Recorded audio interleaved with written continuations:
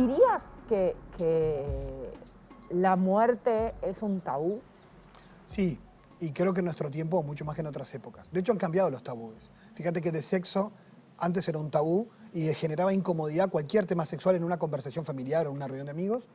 Y en cambio hoy se puede hablar con mucha tranquilidad de cualquier tema y no molesta a nadie. Generalmente no molesta. En cambio, el tema de la muerte, si lo sacás en una reunión familiar o de amigos, te dicen, Miguel, cambia de tema. O sea, ¿qué venís a complicarla con este tema? ¿No? Y anécdotas concretas de gente que mucho mayor que dice, cuando yo muera sería bueno que no digas eso, casi como diciendo no te vas a morir, cuando en realidad todos sabemos que nos vamos a morir. O sea que yo creo que sí, que es un tabú social muy fuerte.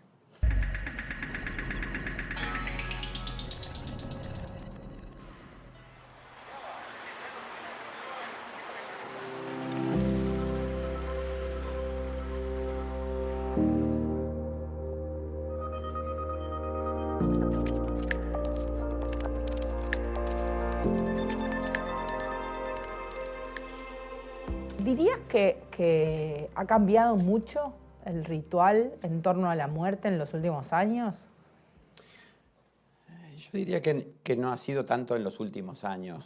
Depende del periodo de tiempo que incluya los últimos años, digamos. Creo que viene cambiando paulatinamente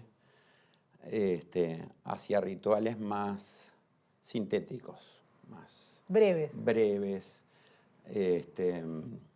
Pero eso yo creo que se dan en todos los órdenes, ¿no? El fast food, ¿no? Un poco obedece, creo que, a una cultura general de síntesis, digamos, ¿no? Y en el caso de los rituales, como en general, digamos, ¿no? No solo hablando del fúnebre, sino de otros rituales, se vienen simplificando, se vienen sintetizando.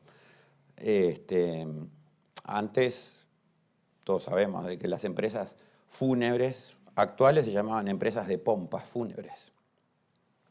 Y era porque se vivía como una pompa, digamos, ¿no? Pomposamente. Había gente que no gastaba en otra cosa para tener un funeral pomposo, con muchos coches. Iban la gente del barrio y demás. Y hoy como que se va sintetizando, se pasaba un día o dos días velando. En ese sentido, desde mi abuelo, que estamos hablando de 3 o 4 generaciones atrás, a hoy sí ha variado sustancialmente.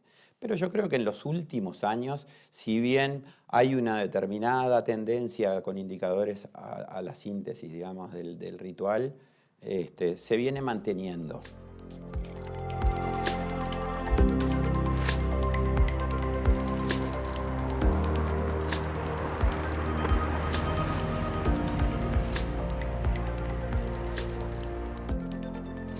Sí, los cambios se están dando y justamente nosotros estamos asociados hace muchos años a distintas organizaciones latinoamericanas y a nivel mundial. Y de ahí es donde nosotros vamos viendo cuáles son las necesidades de las personas en otros lados, pero también buscamos cuáles son las necesidades en Uruguay, para las familias uruguayas. Entonces, no todo lo que esté afuera va a venir hacia acá. El incremento de las cremaciones ha sido una cosa que se ha visto en los últimos, un tema que se ha visto en los últimos años. La posibilidad de que las familias tengan una urna diferente para las cenizas es algo que en estos últimos años se ve como diferente acá y antes no existía.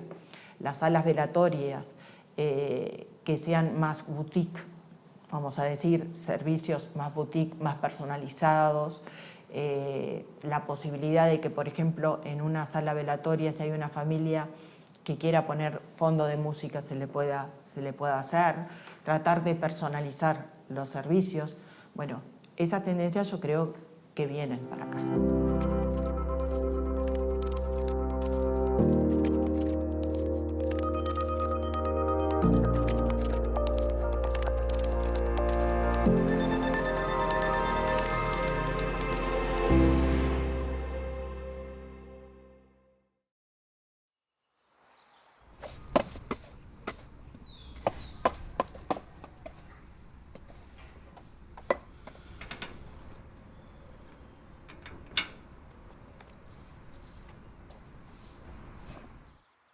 ¿Cómo funciona Necrópolis? ¿Qué es lo que hace? ¿Cómo funciona? Necrópolis es el servicio que se encarga de la administración y gestión de los cementerios, de las salas velatorias y una unidad de mantenimiento para hacer reparaciones menores en los distintos locales. Son los 5 cementerios y 2 complejos de salas velatorias, uno en el Cerrito y otro en el Cerro. Y para usar los complejos de salas velatorias, ¿quiénes usan esos complejos de salas? Las personas que no tienen ningún tipo de cobertura, aquellas personas en situación de calle o pensionistas, cuyos ingresos no dan para cubrir un servicio fúnebre.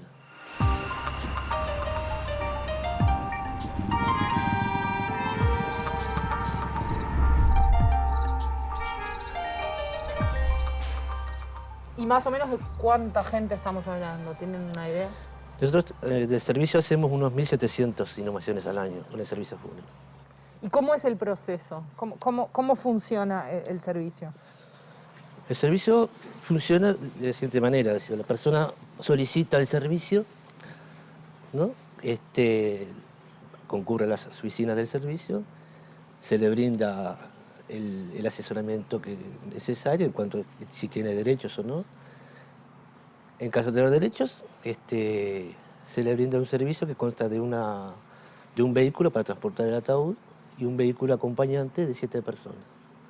En este momento, por las razones obvias, los velatorios están muy restringidos, ¿no? Pero también se le puede brindar, en situaciones normales, servicio de velatorio también.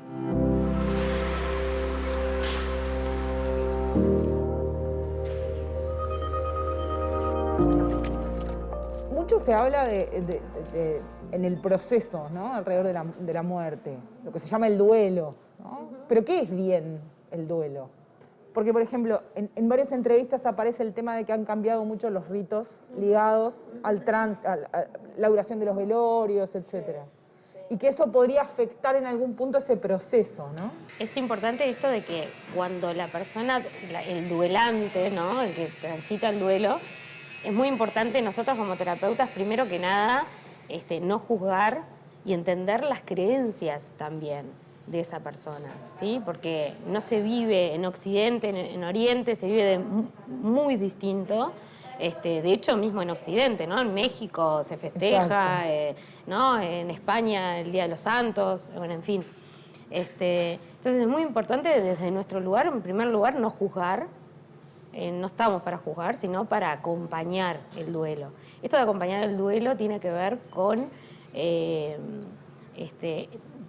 discernir un poco en qué etapa está transitando la persona, intentar de que no se estanque en esa etapa, pero sin censuras, dejar que también lo transite, ¿no? Porque también hay muchos mecanismos defensivos que hacen que no lo exprese o que no lo transite adecuadamente. El duelo también, en cuanto a etapas, las etapas se dan siempre, ¿no? El duelo es el proceso de adaptación emocional, vendría a ser. Así, siendo emocional, también se ve que se actúa de manera física, se siente de manera física, se siente en lo económico, y desde el punto de vista emocional tiene fases que se dan.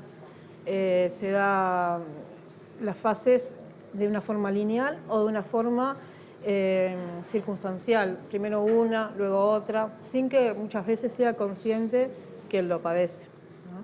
Tenemos la fase, lo primero que se da, que aparece en el duelo, es un estado de shock emocional, ¿no? Esto que a veces nos parece que no cayó, decimos esto de no caí. No cayó, pero a la vez, por más de que muchas veces se da una enfermedad terminal, que ya se sepa que viene una muerte inevitable, ¿verdad?, por lo que es la enfermedad en sí, cuando aparece la muerte aparece un shock igual, ¿no? Eso de esa angustia, ese de pasó igual, ¿no? O sea, aunque sabiendo, ¿no? Entonces se da ese shock, se da en angustia, en incertidumbre, en preguntarse muchas veces por qué pasó, ¿no? Y luego se vienen las etapas del duelo que aparecen siempre, que son negación, enojo, negociación, tristeza o depresión y luego aceptación. Esas son las fases, las grandes fases que se dan a veces de una manera lineal y a veces de una manera Como más sinuosa. primero una y luego Como otra y después montaña aparece, rusa. ¿no? Como una montaña rusa. Sí, como una exacto. montaña rusa.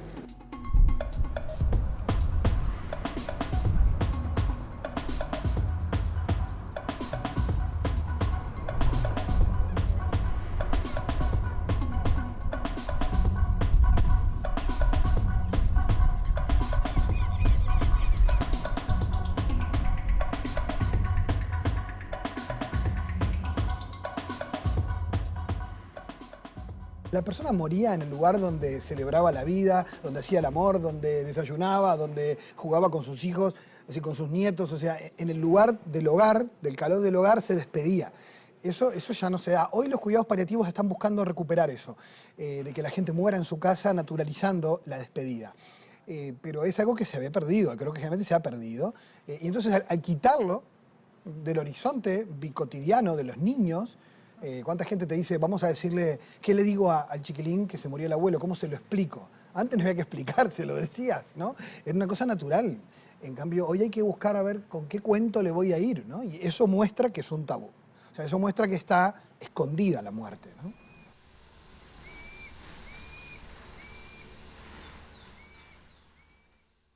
Los cuidados paliativos son un enfoque, ¿tá? Son una modalidad de atención que su objetivo es mejorar la calidad de vida de los pacientes frente a problemas asociados a enfermedades potencialmente mortales, ¿tá? Mediante la prevención, el alivio del sufrimiento y el control de lo que se llamaría el dolor total, ¿tá?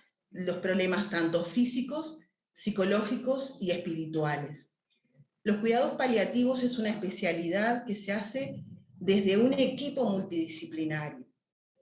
Yo como licenciada en enfermería te puedo decir que soy paliativista, ¿sí? Puedo hacer cuidados paliativos, pero no puedo hacer la atención integral, por lo tanto tiene que ser con un equipo multidisciplinario, médicos, enfermeros, psicólogos, asistentes sociales, de manera de que sea la atención de forma holística, integral. Ese acompañamiento de los paliativos al final de la vida también se puede hacer, por ejemplo, al comienzo de un diagnóstico. Un paciente que es diagnosticado con cáncer, en tratamiento, de repente está con muchos síntomas, como náuseas, vómitos, que son los efectos secundarios de la quimioterapia. Muchas veces el equipo de cuidados paliativos puede acompañar tanto al paciente como al familiar y salir de la unidad, seguir con su médico tratante, se puede ir en paralelo y no llegar a la última etapa de la vida cuando la familia queda con un concepto de cuidados paliativos que somos los que vamos a darle el pésame, ¿no? O sea, es mucho más que eso. Yo solo te quiero poner un ejemplo. Te pongo un ejemplo. Hombre adulto, 50 años, trabajador, diagnóstico, CBP, carcinoma broncopulmonar, estadio 4. Te estoy hablando en estadio 4, metástasis óseas. La señora cría a sus hijos, no trabaja. ¿Qué pasa con esa familia después que muere el hombre?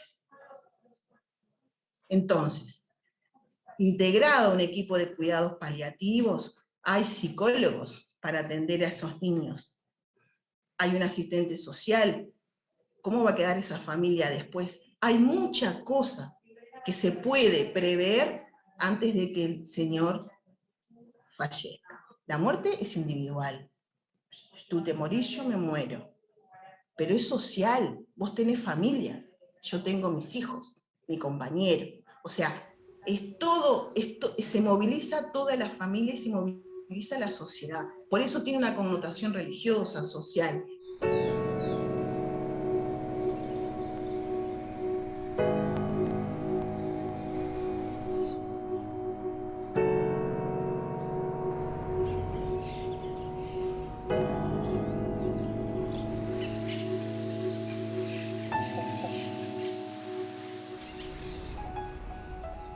¿Cómo diría que pensamos la muerte los seres humanos, digamos? Una pregunta muy grande. pero que voy a tratar de circunscribirme un poco para responder. Hay lo que se podría llamar un pensamiento normal, en el que a veces esporádicamente a lo largo de las semanas o del día aparece como un recordatorio. Es como si fuera una sensación como de conciencia, de finitud, conciencia del límite.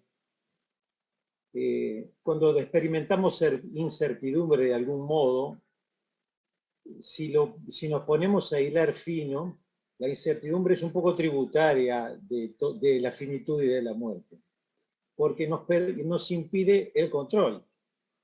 Lo que tenemos que hacer es convivir con ella lo mejor posible y tratar de disminuirla, pero nunca la vamos a poder controlar. Otra manera de pensar es ya la manera más obsesiva, es decir, como que el sujeto tiene como un tapiz de fondo en la que está el tema siempre presente, aunque desdibujado, ¿no? Que podría derivar en la ansiedad, por ejemplo, en un trastorno de ansiedad. Es una forma de ansiedad basada en la actividad del pensamiento, tal cual. Y después existe la persona que la evita sistemáticamente, porque estamos en una sociedad donde el valor, digamos, el elemento muerte es un elemento desagradable, entonces jugamos a que no existe postergándola o haciendo que no existe, ¿verdad? Entonces, ¿qué pasa? Ahí se pone manifiesto en algunas llamadas. La enfermedad de alguien, la enfermedad o la muerte de alguna persona parecida a nosotros, que nos da la pauta de que, bueno, el rayo cayó muy cerca, me hubiera podido tocar a mí, ¿no? O determinado tipo de situaciones que actúan como llamadores. Entonces, esa sería la forma de pensar, ¿no? Ahora, lo interesante es que no se piensa en la muerte de la misma manera durante todo el tiempo de vida. Así como la perspectiva del mundo, la perspectiva del amor, la perspectiva del trabajo cambia, también cambia la perspectiva de la muerte. ¿Y cómo cambia? Bueno, y si vamos acercándonos a una montaña o a un cerro, de lejos no vemos cosas que de cerca vemos pequeños detalles que no vemos desde lejos. Ahora, lo interesante es que la experiencia de la muerte es imposible de tener. Ya lo dijo Epicuro en aquella época, ¿no? Cuando ella está, yo no estoy, y cuando yo estoy, ella no está. Pero ¿qué pasa? Que podemos anticiparlo.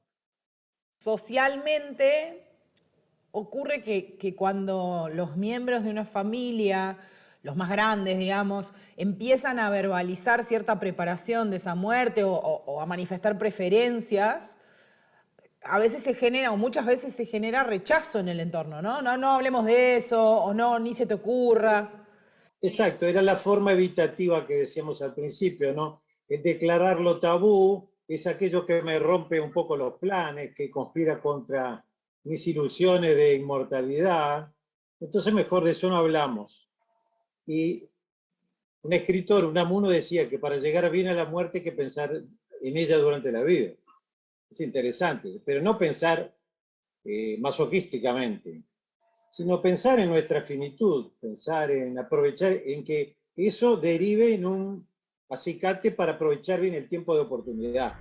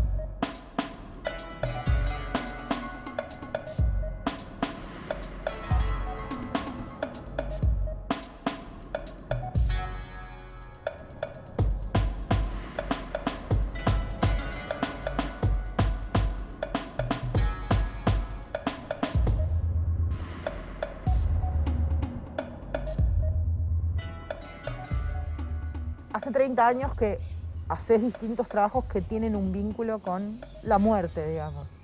Hace 30 años sí empecé como sepulturero, haciendo la tarea de inhumación, reducción, toda la tarea que hace el sepulturero. ¿Y dirías que la muerte para los uruguayos es un tabú? ¿Que es un Sigue tema que siendo nos un tabú, produce miedo? sigue siendo un tabú. Sí, porque digo, es llegar el momento de enfrentársele para que la gente se dé cuenta de muchas cosas, ¿no? Por ejemplo, de haber disfrutado otras cosas o de haber hecho otras actividades, ¿no? O su relacionamiento con las demás personas también. Tuvimos casos de personas que llegado el momento de la muerte se sienten mal o discuten y por qué esto y por qué aquello. Pero sí, sigue siendo un tabú porque nadie le gusta hablar de la muerte. Nadie quiere enfrentarse a... Ojo, obviamente a la propia no, pero digo, a ninguna de que sea cercana, ¿no?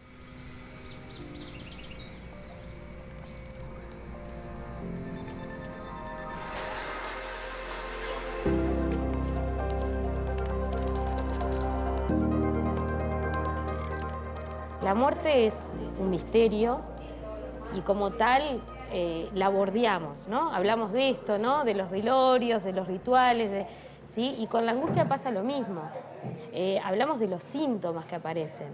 Aparecen, la ansiedad, ¿no? Como forma muy transparente es, de opresión en el pecho, ganas de llorar, tristeza, pero puede aparecer de una forma mucho más enmascarada, que es a través de trastornos de ansiedad, que aparecieron mucho en la clínica, que en realidad el trastorno de ansiedad está directamente relacionado con el miedo a la muerte, inconscientemente. Sí. ¿Tá? Entonces, acá yo digo esto del paralelismo porque la angustia tampoco la atacamos directamente, sino que la bordeamos. La bordeamos a través de los síntomas que aparecen en el paciente, de qué manera, a veces por eso esto de enmascarada, aparece como a través del enojo, a través de otros síntomas que no son tan transparentes.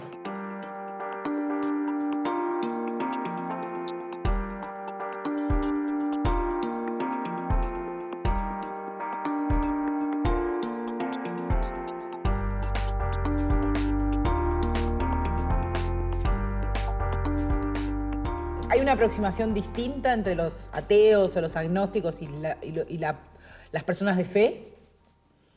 Hay un autor que estudió la vivencia de los pacientes en situación terminal que tienen fe con los que no tienen fe. Él dice que llegan más tranquilos los que tienen fe. Ahora, eso no significa que, porque muchos te hacen esa crítica, ¿no?, que la fe se invente como tabla de salvación porque me viene mal morirme. Sí, frente a la angustia de la muerte, digamos. Sino que la fe la tienen desde antes y en ese momento cobra el valor especial de ver la muerte como tránsito, no como muro, no como fin. Entonces, en ese aspecto, la fe proporciona un sentido especial a la muerte, que es de tránsito. No es lo mismo morir acompañado que morir solo, ¿no? Morir acompañado, si bien por la muerte pasamos solos, y únicamente solos, estar rodeado de amor y de seres queridos o de amigos, estén o no presentes, y bueno, es como llegar acompañado hasta ese tránsito, o según la confesión filosófico-religiosa que tenga cada uno.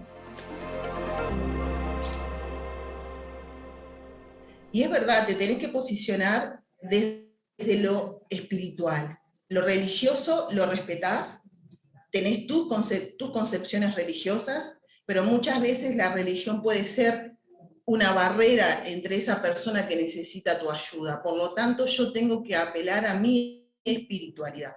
Dentro de esa espiritualidad es la empatía con el otro, ¿tá?, de ponerme en esa posición, que es una persona que precisa ayuda, y por lo tanto me tengo que posicionar desde esa forma.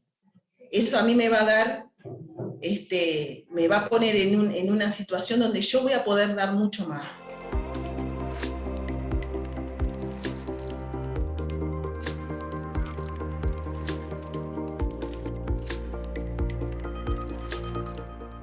¿yo qué cosas sé de esto, no? ¿Cómo sé la diferencia entre un ataúd y otros? ¿Qué es mejor? ¿Qué es lo que yo debería elegir? Y pienso que estoy en una situación en la que además perdí a alguien que quiero mucho. Entonces ese equilibrio entre explicarme algo que yo está bueno que entienda para tomar una buena decisión y conectar con ese dolor. Ese manejo de lo comercial en un momento tan delicado es algo sobre lo que nosotros ponemos un especial cuidado, digamos, ¿no? Porque la realidad es que nosotros vivimos de esto y el equipo que trabaja con nosotros también. Pero la realidad es que nosotros deberíamos interpretar de alguna manera cuál es el sentir familiar y trasuntarlo en lo que nosotros podemos sugerir como servicio adecuado. Ese tránsito va también un poco en la empatía porque hay corazas, ¿verdad? También, yo no quiero, vengo cerrado a transmitir cuál es mi situación o mi situación familiar,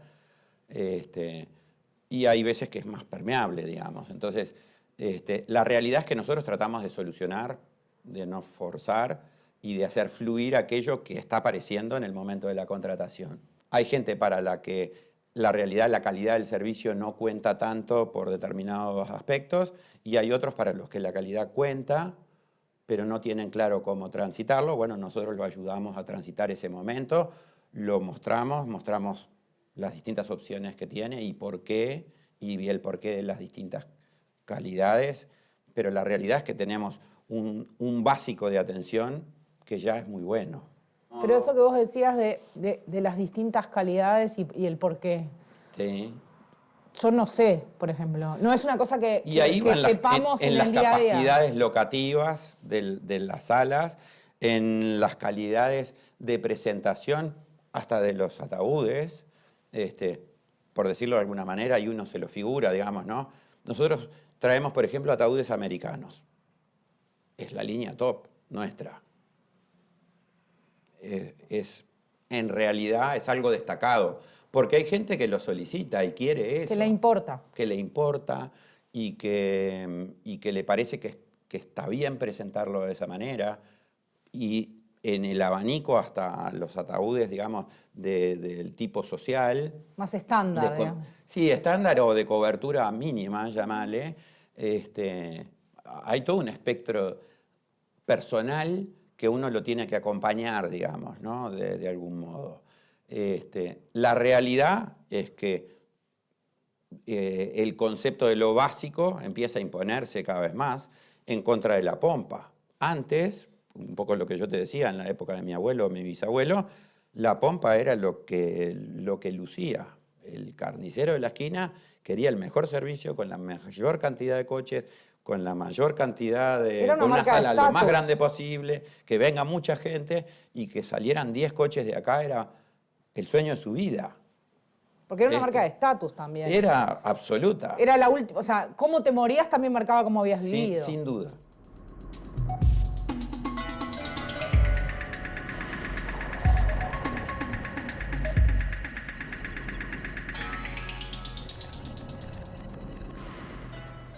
Justamente un problema es que ha perdido simbología, o sea, se ha como aplanado, ha quedado vacía y por eso es que no sabemos qué hacer con ella, no sabemos cómo hablar de la muerte. Vamos a un velorio y el gran estrés es qué le digo, ¿no? Entonces, en realidad, al no tener el tema incorporado en la vida cotidiana, que ojo, podemos estar acostumbrados a ver películas con muertes todo el tiempo y a ver números de muertes como nos pasa, pero siguen siendo números y banalizar la muerte, hacer chistes o verla en números es una forma también de superficializarla y de no entrar en ella, ¿no? Por eso yo creo que la simbología propia de la muerte, los ritos funerarios, religiosos o laicos, sociales, han ido como desapareciendo. Los velatorios son cada vez más breves, no solo por la pandemia, o sea, ya de antes venía esto, ¿no?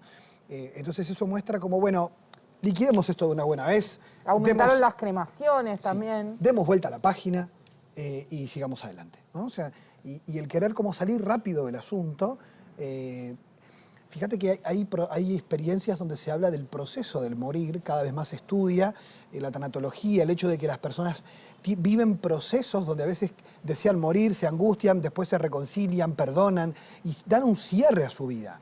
Eso a mucha gente se lo contás y me dicen, no me lo cuentes, terminemos rápido con esto, ¿no? O sea, es una forma también de querer escapar de algo que no controlo, que no manejo, y también porque de alguna manera la muerte pone en evidencia la caducidad de la vida. La finitud. Y la finitud y algo que todos tenemos, ¿no? Y es que capaz que alguna vez de niño o de adolescente nos hicimos la pregunta, yo qué sé, ¿por qué yo soy cuando podría no haber sido nunca, ¿no? O sea, yo existo pero podría no haber existido, ¿no? Y ese misterio, para uno mismo, es casi que un lugar común en la historia de la filosofía, ¿no? Que ha sido siempre una meditación sobre la muerte.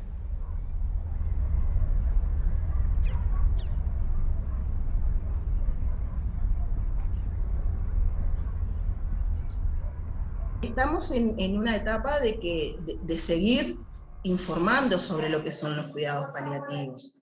Estamos en una etapa que seguimos difundiéndolos. Estamos en una etapa donde se crean unidades o equipos, ¿tá? O sea, no todas tanto mutualistas como entidades públicas tienen servicios de cuidados paliativos. Estamos en eso. Estamos en una etapa en que hay que educar al personal, ¿tá? Yo te hablaba anteriormente, hay que ver cuándo derivan a los pacientes, o sea, hay que involucrar desde el inicio de la educación a los médicos de qué son los cuidados paliativos. Por ejemplo, el oncólogo hasta el final le va a seguir haciendo quimioterapia si se sabe que no va a haber una respuesta positiva frente a esa enfermedad. Pero no los pasan, no siempre, pero a veces no pasan a esos pacientes a cuidados paliativos, y bueno, entonces ahí a veces quizás la atención no sea la correcta para esa persona, que ya no hay tratamiento, ¿tá? Que no hay un vuelta atrás en su patología, ¿tá? O sea, entonces estamos en una etapa donde hay que seguir difundiendo y hay que seguir enseñando que hay otra modalidad de atención, que no todas las patologías se curan, porque esa es la realidad. Entonces, como decía Cicely Sanders, que fue una médica del Reino Unido, de Gran Bretaña, que fue la creadora de lo que es el movimiento hospice o cuidados paliativos, ¿tá? Es esa atención que, bueno, que hay que hacer cuando no hay otra opción de tratamiento, y que esas personas tienen que vivir lo mejor que se pueda hasta el final de su vida, porque tú y yo tenemos derechos, es el derecho a vivir y a vivir bien.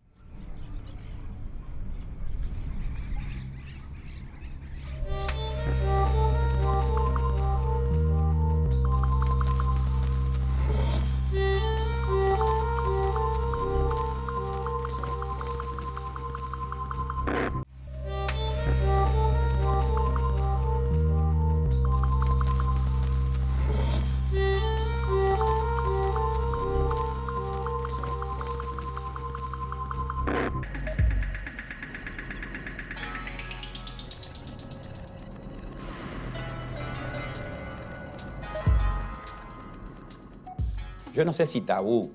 La realidad es que a la gente le pega mal hablar de la muerte, digamos, ¿no? O ser consciente de integrar la muerte como parte de la vida, digamos. Nos pasa a nosotros también, que hemos naturalizado de alguna manera por el trabajo determinadas situaciones, pero que en realidad no lo vivimos como usuarios. Tratamos de trabajar sobre la máxima sensibilidad, pero la realidad es que no todos los días se nos muere alguien a nosotros. Y sin embargo, todos los días estamos gestionando trámites o servicios sobre la base de gente a la que se le murió alguien. ¿Y cómo es estar tan cerca de eso, mirar a los ojos ese momento en la vida de todos los que tenés alrededor? La prestación del servicio, digamos, tiene mucho de hotelería, por decirlo de alguna manera. y mucho de sensibilidad. Ese margen entre la hotelería y la parte sensible de los trámites, creo que es lo que hace la diferencia también en el feedback, ¿no?, que tenemos con respecto a nuestros clientes o a la gente que viene a contratar.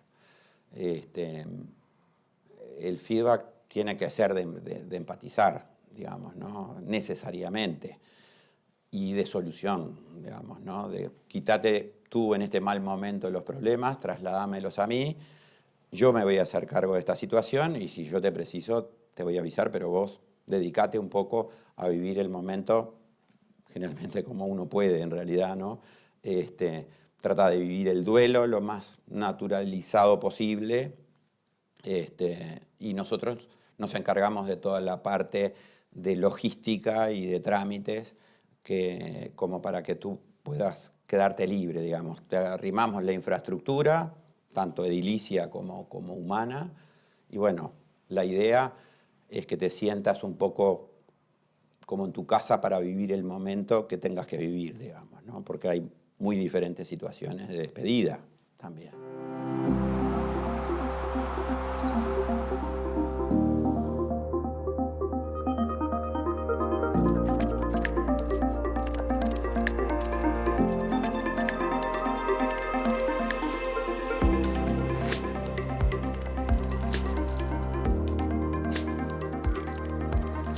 Y en cuanto al después, ¿no? El tema también, porque también ha cambiado bastante las características de los cementerios, ¿no? O sea, como nos fuimos como a un esquema más de parque, más de naturaleza. ¿Cómo ves ese aspecto? Bueno, yo creo que lo que ha pasado es ya hace 25, 26 años que hay cementerios, parques en Uruguay. Creo que es acercar a la gente de algún modo a lo que se estaba perdiendo, ¿no? Que no es ir al cementerio todas las semanas como tradicionalmente, sino en aquel momento del año que se necesita o de la vida, acercarse a un lugar donde está el ser querido. Y con eso lo que los cementerios privados hicieron fue, bueno, dar un lugar donde hay paz, donde hay mucha naturaleza, donde no están los panteones, que son grandes construcciones que fueron hechas en otro momento en el cual la familia tenía la casa, era lo primero que se hacía. Mi padre siempre me lo decía, venía de la época de mi abuelo. Se hacía en la casa y después se construía el panteón en el cementerio de Montevideo, ¿no? O de la localidad que estuviera. Y para eso traían los mármoles de Italia, las esculturas que hay. Viendo lo que hay en Uruguay, hay un patrimonio histórico muy rico en ese sentido. Pero la sociedad no apunta hacia eso, es lo que estamos viendo. Sobre todo en las personas jóvenes. Se apunta a otro tipo de ritual final, de despedida, de algún modo de una ceremonia que se le hace, un homenaje que se le hace al familiar que ya no está.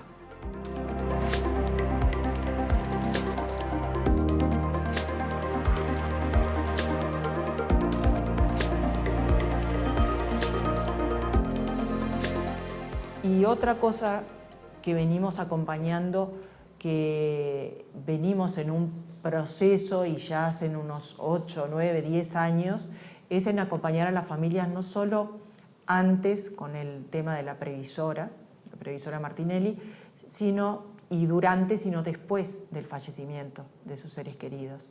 Y ahí es donde nosotros tratamos de llegar no solo a las personas que vienen a Martinelli, y a las cuales tratamos de retribuir de algún modo por la confianza que nos dieron, sino a todas las familias que se quieran acercar a algunos de los eventos que nosotros llamamos o reuniones en las cuales tratamos de ayudar a las familias de algún modo para procesar ese duelo.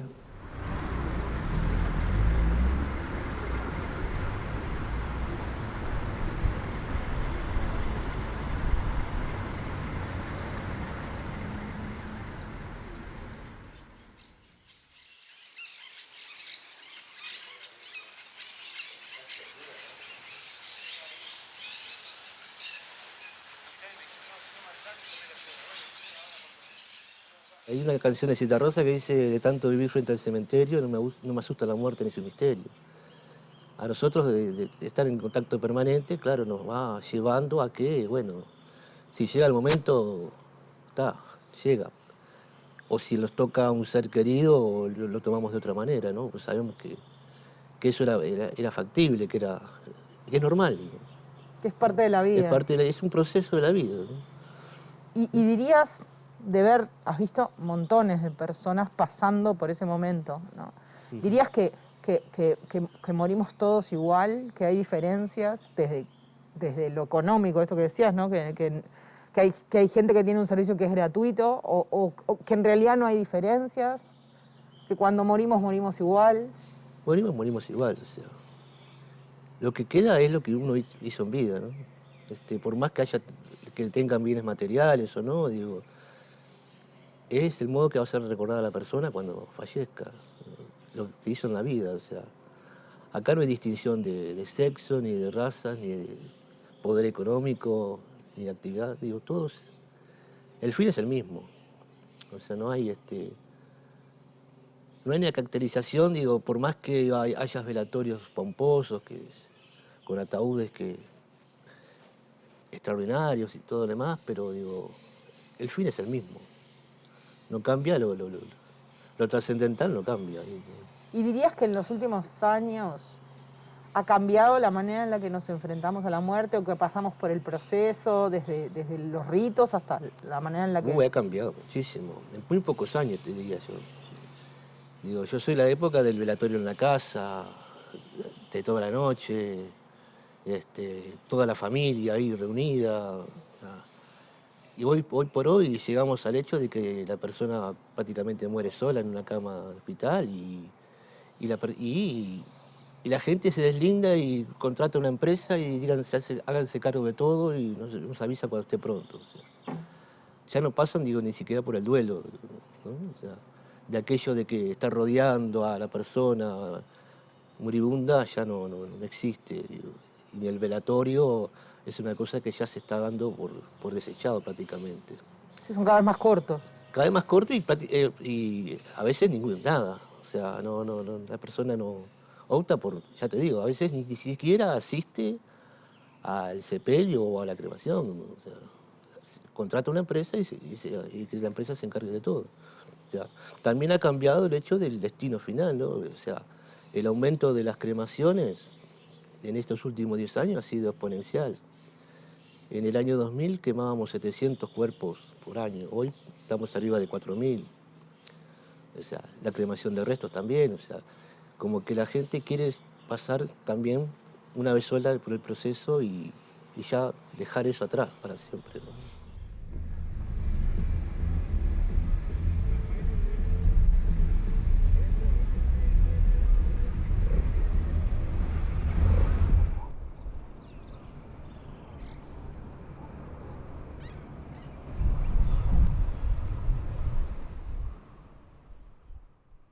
La muerte es un instante, es un acto de vida, el último, pero es un instante. Habría que ver qué es y qué no es la muerte, ¿no?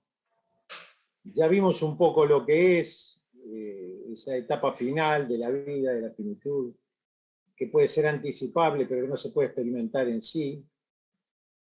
Había un autor que decía, La Rochefoucauld, que decía que la muerte es como el sol, no se puede mirar de frente, cara a cara.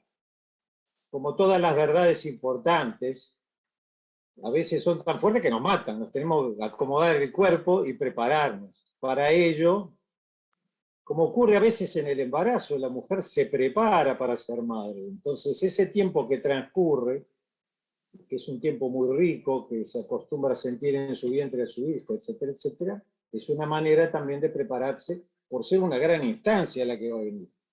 Ahora, ¿qué no es la muerte? Es toda esa ritualidad, la parafernalia, que el velorio, que el cajón, que las fantasías. Fíjate que se expresa en los medios, sobre todo en la manera como se difunde el tema, en el lenguaje. Los dichos son increíbles, ¿no?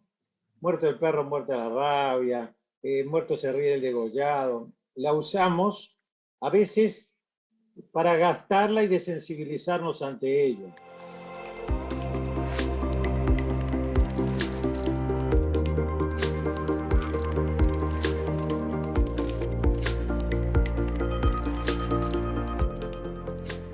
Algunos dicen que el tema de la muerte genera angustia porque es la angustia de la soledad. Es decir, es el miedo a una soledad radical. Yo me muero y los demás se quedan. Es lo único a lo que nadie me puede acompañar. Y nadie puede vivirla por mí. Es algo que no se lo puedo transferir a nadie. Y eso genera una angustia ante una soledad no pensada. Otros autores, por ejemplo, Gabriel Marcel, decía que en realidad la muerte nos duele no tanto la nuestra, que no nos preocupa tanto, decía él. Por eso hay posturas muy distintas. Dice, en realidad la muerte que duele es la del otro, es la del amado. Es que si te amo no quiero que desaparezcas, ¿no? Y cuando el otro muere, pierden sentido muchas cosas. Entonces, de ahí que como que la muerte nos duele por dos lados, ¿no? Nos duele en cuanto a angustia por el límite de nuestra vida, pero nos duele también por perder a los que amamos, ¿no? Y duele de muchas formas, y tenemos muchas formas de hacerle frente, ¿no? De hecho, cuando muere el otro, el recuerdo, su memoria, el mantenerlo vivo en la memoria. De hecho, Sartre, que era un existencialista ateo, él decía, el infierno, usaba como metáfora, ¿no? Porque él no creía en nada religioso, dice, el infierno, el verdadero infierno es el olvido. Decía, es no existir para nadie, ¿no? Entonces, como que él decía, la segunda muerte, que es una referencia cristiana porque su abuelo era protestante, la segunda muerte, que era el infierno, él decía, es no existir para nadie. Entonces, de alguna manera, por lo menos, vivo en el recuerdo. Los mexicanos tienen esa tradición, ¿no? Que es importante mantener el recuerdo de los antepasados, ¿no? Y es una manera de tenerlo conmigo. El Día de Muertos ha comenzado. Hoy solo importa la familia. Tus ancestros te podrán guiar en lo que buscas. Desearía que alguien me ayude a alcanzar mi sueño. El deseo de vivir es muy fuerte y en la historia de la humanidad muestra ese deseo y esa búsqueda de inmortalidad que las religiones construyen sus propias cosmovisiones. Porque también aparece en la literatura y en la ficción el tema de los problemas eventuales de la inmortalidad, ¿no? Los problemas que podría traer aparejado ser inmortal. El aburrimiento, por ejemplo, ¿no? Claro. Es decir, se van muriendo todos los que yo quiero, me voy quedando solo y a su vez, si no tengo límite, tampoco tiene sentido un proyecto hacia dónde, hacia qué, ¿no? Podría ser como el absurdo, ¿no? Y de hecho hay relatos de ficción donde el inmortal quiere ser mortal. Quiere que esto termine de una buena vez, ¿no? Es súper interesante, sí, como eso aparece en la ficción y la literatura.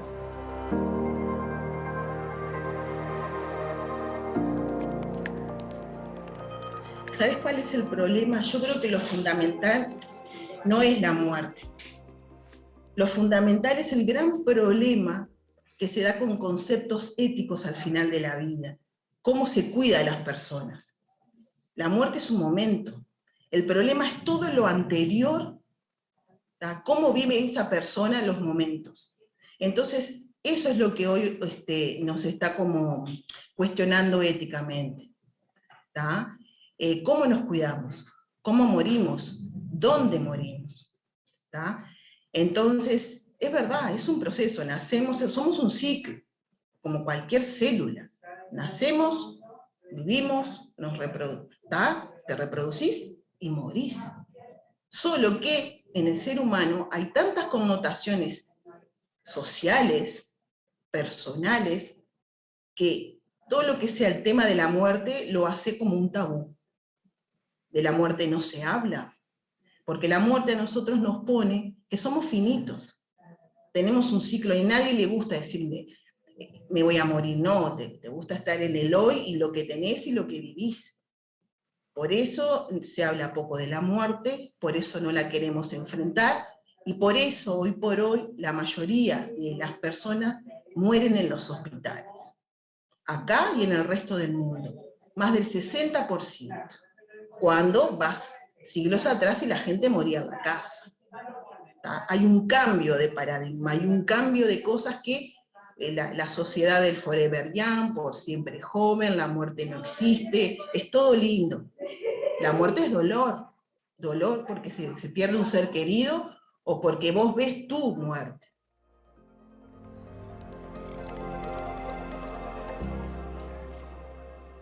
Muchas veces lo vemos en los niños que que también pasan su etapa de duelo cuando tienen una pérdida de un ser querido, y tratamos de taparlo, ¿no? Bueno, es chiquito, no se va a dar cuenta, o murió la abuela y se fue al cielo y queda como eso, ¿no?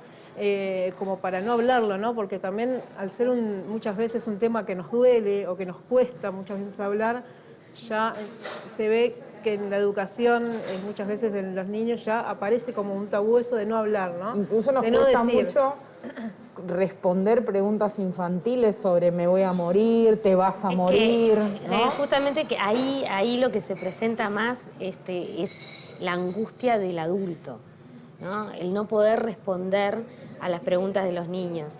Los niños sí entendemos que en los primeros años, cuando el lenguaje todavía no está formado, es mucho más difícil incluso dar una respuesta, porque no hay conceptos claros, ¿sí?